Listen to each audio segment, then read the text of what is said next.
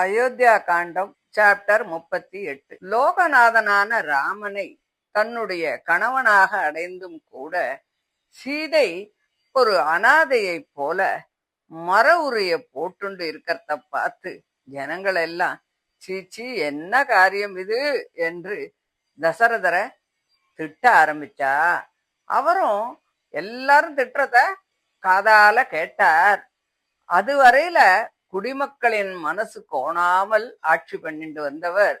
அவர்களிடத்திலிருந்து சோஸ்திரத்தை தவிர வேறு எதையுமே கேட்காத அவர் இப்போ இதெல்லாத்தையும் கேட்டுட்டு இன்னும் நான் எதுக்காக உயிரோடு இருக்கணும், இப்படிப்பட்ட அநியாயத்துக்கு ஆளாகி ஜனங்களால் நிந்திக்கப்பட்ட பிறகு எது எப்படி போனா என்ன அப்படின்னு நினைச்சார்.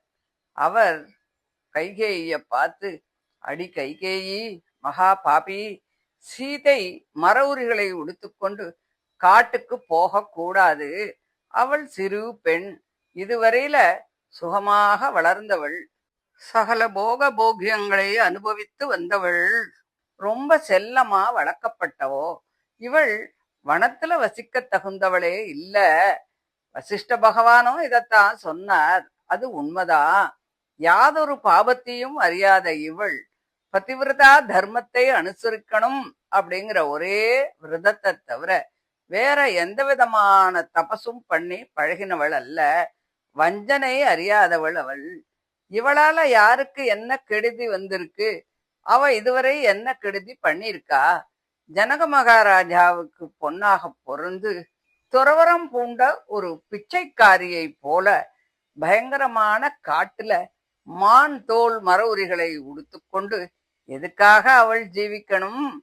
அதனால இந்த மர உரியை களைந்து விடு. நான் உனக்கு இப்படி ஒரு வாக்கு தரவில்லையே. அவள் காட்டுக்கு போகத்தான் வேணும் அப்படின்னு நீ விரும்பினா அவளுக்கு வேண்டிய ஆடை ஆபரணங்களோட அவள் போகட்டும். எனக்கு மரணம் நெருங்கிடுத்து. நீ கேட்டதை கொடுக்கறேன்னு நான் கொடுத்த வாக்கு தானே அதுக்கு காரணம்.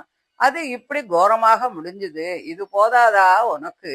சீதையும் என்னத்துக்கு காட்டுக்கு துரத்த பாக்குற? இது எப்படி முடியும் தெரியுமா? மூங்கில்லாம் ஒன்னோட ஒண்ணு உரசிண்டு தானே எரிஞ்சு போறது போலத்தான் என்னோட அநியாயமே என்ன அழிக்கிறது. ராமன் தான் உனக்கு சத்ரு.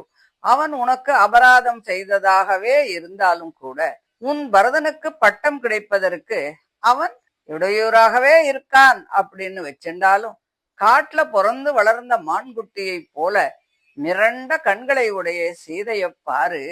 அவள் கண்கள்ல கொஞ்சமாவது கபடம் இருக்கா? பிறருக்கு அபராதம் செய்வது என்ற வார்த்தையை கேட்டாலே நடுங்கக்கூடியவள் அவள். தன் புருஷனை தவிர வேறு தெய்வத்தை அறியாதவள். அவனுக்கு பணிவிடை செய்வதை தவிர வேறு தர்மத்தையும் அறியாதவள். இப்படிப்பட்டவள் உனக்கு எந்த சமயத்தில் என்ன அபராதத்தை பண்ணினா? ராமனை காட்டுக்கு போக சொல்ற ஒரு பாபம் உனக்கு போராதா? லக்ஷ்மணனையும் சீதையும் காட்டுக்கு துரத்தி அதனால சொல்ல முடியாத பாபங்களை ஏன் நீ சம்பாதிக்கிற? அதாவது லக்ஷ்மணனை பத்தி தசரதர் பேசவே இல்லை. கைகேயும் லக்ஷ்மணனை காட்டுக்கு போகணும்னு சொல்லல.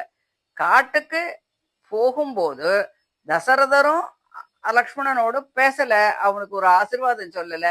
லக்ஷ்மணன் போறானேன்னு ஒரு வருத்தப்படக்கூட இல்லை. இருந்தாலும் அவனும் அவருடைய பிள்ளை தானே இல்லையா? இருந்தாலும் கொஞ்சம் கூட வருத்தமே இல்லை. இது ஏன் அப்படிங்கிறது தெரியல. நீ ரொம்ப பாபத்தை பண்ற. நீ எந்த கதியை அடைய போறையோ, எப்படிப்பட்ட நரகத்தை எல்லாம் நீ அனுபவிக்க போறையோ அதை பத்தி எல்லாம் எனக்கு கவலை இல்லை. நான் உனக்கு கொடுத்த வாக்கு என்ன? அபிஷேகத்துக்கு சித்தமாக இருந்த ராமனை இங்கே வர சொல்லி நீ சொன்னது என்ன? இப்பொழுது உனக்கு நடக்க போகிற அபிஷேகத்தை வேண்டாம்னு நிறுத்தி மான் தோல் மர உரிகளை தரித்து கொண்டு 14 வருஷங்கள் வரையில் நீ காட்டுல வசிக்கணும் அப்படின்னு தானே சொன்ன. அதை கேட்டு இருந்த நான் ராமன் காட்டுக்கு போகிறதுக்கு மட்டும்தான் சம்மதம் தந்தேனா, இல்ல இன்னும் எல்லாருமே போறதுக்கு நான் சம்மதம் கொடுத்தேனா? சீதையும் மர உரி போட்டுண்டு காட்டுல வசிக்கணும்னு நினைக்கிற நீ, நான் உனக்கு கொடுத்த வாக்க தாண்டி கோரமான நரகத்தை நீ அடைய முயற்சி பண்றியா அப்படின்னு சொல்லி சொல்லி தசரதர் புலம்பி துக்க சமுத்திரத்தினுடைய ஒரு கரையை அவரால கண்டுபிடிக்க முடியாம புத்திர சோகத்தினால மறுபடியும் பிரக்ஞையின்றி பூமியில விழறார். கொஞ்ச நேரம் கழிச்சு மூர்ச்சை தெளிந்து தலையை குனிஞ்சுண்டு முதுவா உட்கார்ந்தார்.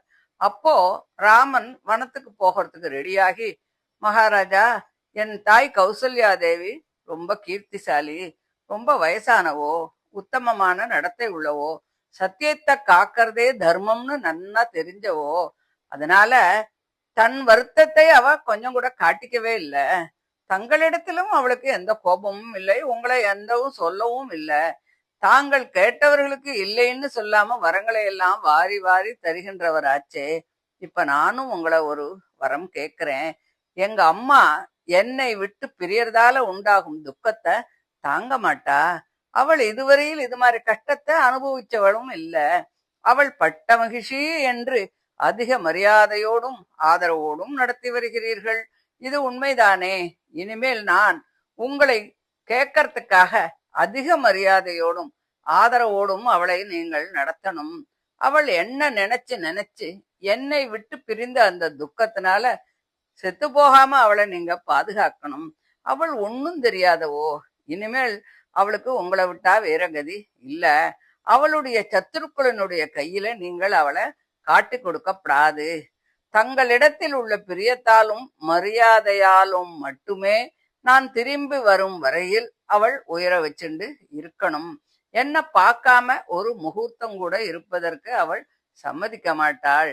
நான் வனத்தில் இருக்கும்போது என்னை நினைச்சு என்ன காணாம அந்த துக்கத்தால அவள் உயிரை விட்டுடாம இருக்கணும். நான் காட்டிலேந்து திரும்பி வந்து என் தாயை யமனுடைய பட்டணத்துல போய் தேடும்படியா நீங்க வைக்கப்படாது. இது உங்களுடைய பொறுப்பு அப்படின்னு சொல்றார் ராமர். தசரதர் கௌசல்யை கிட்ட இதுவரை எப்படி நடந்தார் அப்படிங்கறத ராமன் ரொம்ப சாமர்த்தியமா தசரதற்கு சொல்லி, இனிமே நீங்க அப்படி நடந்துக்க கூடாது, எங்க அம்மாவை நன்னா பாத்துக்கணும் அப்படிங்கறத அவருக்கு சொன்னார் அப்படின்னு சொல்லி இந்த 38வது அத்தியாயத்தை முடிக்கிறார். இதை தொடர்ந்து 39வது அத்தியாயத்தை அடுத்த ஆடியோல பார்க்கலாம். தேங்க்யூ.